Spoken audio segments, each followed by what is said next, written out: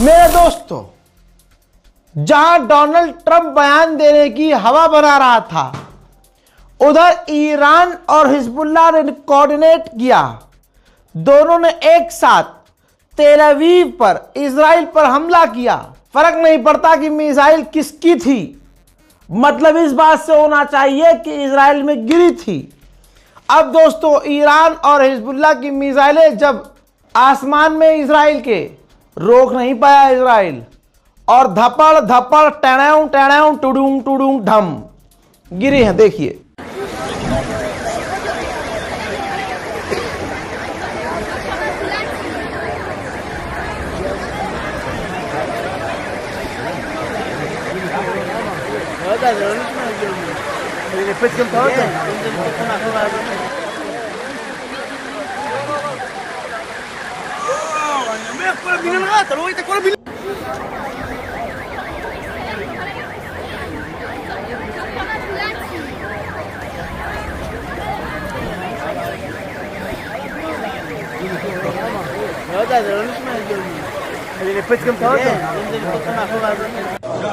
ولا وشو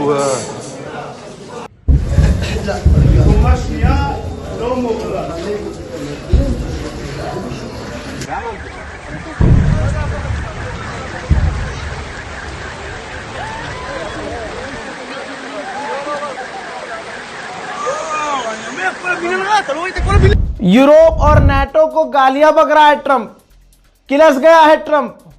ऐसे में अगले हफ्ते नाटो का चीफ पहुंचने वाला अमेरिका, नाटो के चीफ मनाने जाएंगे डोनाल्ड ट्रंप को। और जाहिर सी बात है, जब अमेरिका इतनी धमकियां देगा तो भाई खड़ा तो होना पड़ेगा।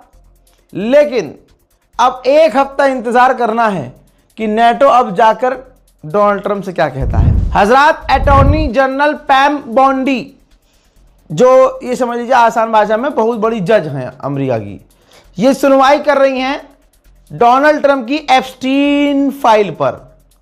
खबर ये आ रही है कि डोनाल्ड ट्रंप इस अटॉर्नी जनरल को चेंज करने वाला है, क्योंकि वो औरत है, महिला है, महिला के दर्द को समझ रही है और ट्रंप फंस सकता है। फाइलें बार बार लीक हो रही हैं, तो आप समझ लीजिए कि ये वॉर क्रिमिनल, ये गंदा आदमी, इसकी औकात इतनी है, बिल्कुल हमारे देश की तरह हर चीज से खेल रहा है ये। जज चेंज कर दिया, अपने मन का जज लगा दिया। लेकिन टाइम इसका आ चुका है, ट्रंप पूरी दुनिया में जलील हो चुका है। और इराक में कुर्दिश लड़ाकों के ऊपर, अमेरिकी प्रॉक्सी के ऊपर ईरान के समर्थक लड़ाकों का हमला।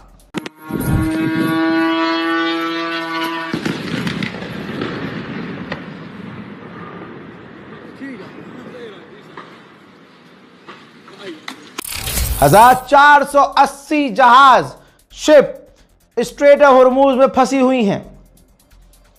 ईरान के परमिशन का इंतजार कर रही हैं। ब्रिटेन की भी लंका लग गई है। अब ब्रिटेन का प्रधानमंत्री सामने आए, उन्होंने अपील की है पूरे मुल्क से और मुल्कवासियों से कि ट्रेन पकड़ के घर जाओ भाई, इलेक्ट्रिक गाड़ियों का इस्तेमाल करो, ईंधन हमारे यहाँ नहीं है, फ्यूल क्राइसिस से हमारा मुल्क जूझ रहा है और स्ट्रेट ऑफ हॉर्मुज बंद पड़ा है।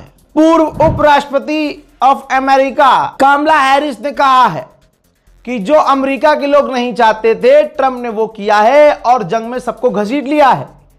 और इस दौरान अमेरिकी लोगों के लिए ट्रंप कुछ नहीं कर रहा है। महंगाई बढ़ रही है, चीजें महंगी हो रही हैं, बेरोजगारी छा रही है। सुनिए। Hey everyone, so I'm not going to be able to watch the president's address tonight, but here's the thing. He brought America into a war the people do not want. He has put American troops in harm's way. Costs are rising by the day. And meanwhile, he has done nothing to address the needs of the people of America. And I bet you he's going to try and claim victory tonight. But the reality is we're watching what he does instead of listening to what he says. उधर UAE और Saudi अरब दोनों भाइयों ने Iran की missile और drone intercept करने का दावा किया है। मेरे दोस्तों, जो मैं बात कह रहा हूं ध्यान से सुनते रहिएगा। डोनाल्ड ट्रंप का रात भर इंतजार किया गया क्योंकि ट्रंप बयान देने वाला था। हमको ये लगा कि जंग बंदी का ऐलान करेगा, लेकिन ऐसा उसने नहीं किया। सोचने वाली बात यह है कि ये जंग बंद भी साला कैसे करेगा, जब ईरान हमला ही करता रहेगा, ये जंग बंदी का ऐलान करता रहेगा, तो इससे जंग कैसे रुक जाएगी। जंग बंदी तो ईरान के हाथ में है। बड़े ही सुरीली आवाज में आज इसकी एनर्जी डाउन थी, लिख के लेके आया था, बयान इसको देना ही था, क्योंकि अमेरिका की मार्केट पूरी बयानों पर ही इसके टिकी हुई है। लेकिन ईरान ने जो पीटा है, इसके शक्ल पर पिटाई के दाग नजर आ रहे थे। डोनाल्ड ट्रंप ने सामने आकर कहा कि हमने मिडिल ईस्ट को आज़ाद कर लिया। कोई हंसेगा नहीं, आपसे लोगों से मैं कहना चाहूँगा, कोई हंसेगा नहीं, सुनिए ध्यान से। इस गुलाबी सूअर ने कहा कि मिडिल ईस्ट को हमने ईरान के खतरे से आज़ाद कर दिया है। हम वहाँ मिडिल ईस्ट में लोगों की मदद कर रहे हैं। हमने ईरान की नेवी और ईरान की एयरफोर्स को तबाह कर दिया है। मेन बात कह दी इसने, एक्सेप्ट कर दी कि अगर हम हमला ना करते तो इजराइल ना बचता, इजराइल पूरी तरह से मिट जाता। तो यहां पर यह क्लियर हो गया, ईरान का इतना दम है कि अगर बीच में अमेरिका ना आए तो 3.5 दिन में इजराइल खत्म है। इसने आगे ये भी कहा कि मुझे बताते हुए खुशी हो रही है कि हमारे गोल और ऑब्जेक्टिव पूरे होने वाले हैं। दोस्तों, डोनाल्ड ट्रंप ने अपने साथियों को, अलाइज को कहा है, किसको, अमेरिका ने कहा है, इजराइल को, सऊदी को, बहरीन को, कतर को, यूएई को, कि ये हमारा वादा है कि हम उनको चोट पहुंचने नहीं देंगे। हालांकि आप देख रहे हैं चोट क्या पहुंची है, चटनी बनी हुई है इनकी। Getting very close. I want to thank our allies in the Middle East, Israel, Saudi Arabia, Qatar, the UAE, Kuwait, and Bahrain. They've been great, and we will not let them get hurt or fail in any way, shape, or form. Many Americans have been concerned. Trump ने कहा कि Iran आतंकवादी हमले कर रहा है, उन देशों पर हमला कर रहा है जिसका इस जंग में लेना देना नहीं है। वो टैंकर पर हमला कर रहा है। आगे ये गुलाबी सूअर ने जो बात कही, आपकी हंसी निकल जाएगी। कहता है कि जब ये जंग खत्म हो जाएगी ना, तो अपने आप स्ट्रेट ऑफ हॉर्मुज खुल जाएगा। बहुत बढ़िया भाई। अब इसने ये भी कह दिया दोबारा कि जो देश स्ट्रेट ऑफ हॉर्मुज इस्तेमाल करती हैं, वो कंट्रियां खुद जाएं और खुलवा लें, तेल ले लें। और हमने ईरान को कमजोर कर दिया है, वो इतना शक्तिशाली नहीं है।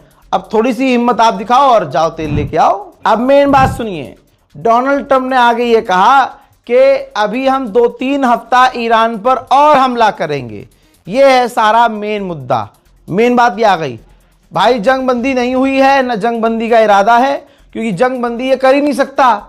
ईरान का प्लान है लंबा लड़ेंगे, तो अब इन्हें ईरान के हिसाब से चलना पड़ेगा। इन्होंने कह दिया, ट्रंप ने कहा कि 2-3 हफ्ते हम ईरान पर हमला करेंगे और ईरान को स्टोन एज में भेज देंगे। और अभी 24 घंटे पहले इन सुअर ने कहा था कि हमने ईरान को स्टोन एज में भेज दिया है। अब बड़ा कंफ्यूज आदमी है, वे आदमी है जानवर है भाई। एक बार फिर से धमकी दी। डील करने के लिए पागल कौन है, आप खुद फैसला कीजिए। डील पर तो बात ही नहीं कर रहा है ना ईरान, लेकिन डील के लिए तब ट्रंप रहा है। ट्रंप ने कहा कि अगर बहुत जल्दी डील ईरान से कोई नहीं होती है, कोई डील अगर नहीं होगी, तो हम ईरान जितने भी इलेक्ट्रिसिटी पावर प्लांट है, पावर ग्रिड है, उड़ा देंगे। हजरात, ये सेम वही धमकी है जब इसी गुलाबी सूअर ने सेम धमकी दी थी 48 घंटे में ईरान की पावर ग्रिड उड़ा देंगे। 48 घंटे से पहले उसने टाइम बढ़ा दिया कि 5 दिन बाद करेंगे, फिर कहता 10 दिन बाद करेंगे। तो ऐसे ही आड़े तेड़े बयानों की वजह से आज अमेरिका की कंपनियां, अमेरिका के लोग खुद डोनाल्ड ट्रंप पर भरोसा नहीं करते। मेरे दोस्तों, जबरदस्ती अपनी तारीफों के पुल बांधता हुआ एक तरफा इसने बोला कि हमारे पास सारे कार्ड, सारे ऑप्शन मौजूद हैं, हम उनके ईरान के तेल को तबाह कर सकते हैं, हमला कर सकते हैं, और वो हमारे साथ कुछ नहीं कर सकते। मेरे दोस्तों, ये सारा पैतरा उल्टा पड़ गया। ये देखिए, डोनाल्ड ट्रंप के बयान के बाद तेल के दाम सुसरे और ऊपर पहुंच गए, क्योंकि ट्रंप ने अपने पैर पर यह कहकर कुल्हाड़ी मार ली कि हम उनके यानी ईरान के ऑयल पर हमला करेंगे। उधर अमेरिका के दूसरे सेनेटर, डोनाल्ड ट्रंप का जो करीबी है, उसने कहा है कि हम ईरान पर अब ऐसे हमला करेंगे, उन चीजों पर हमला करेंगे कि ईरान अब देश नहीं रह पाएगा और एक देश की तरह काम नहीं कर पाएगा। तो दोस्तों, ईरान के समर्थकों के लिए यही कहूंगा कि दुआ कीजिए, क्योंकि ईरान को अब बौखलाहट में आकर ट्रंप ने और बड़ी धमकियां दी हैं। ईरान अब क्या करता है ये इंपॉर्टेंट होगा, इस रिपोर्ट को शेयर कीजिए, दुआओं में याद रखिए। जय हिंद।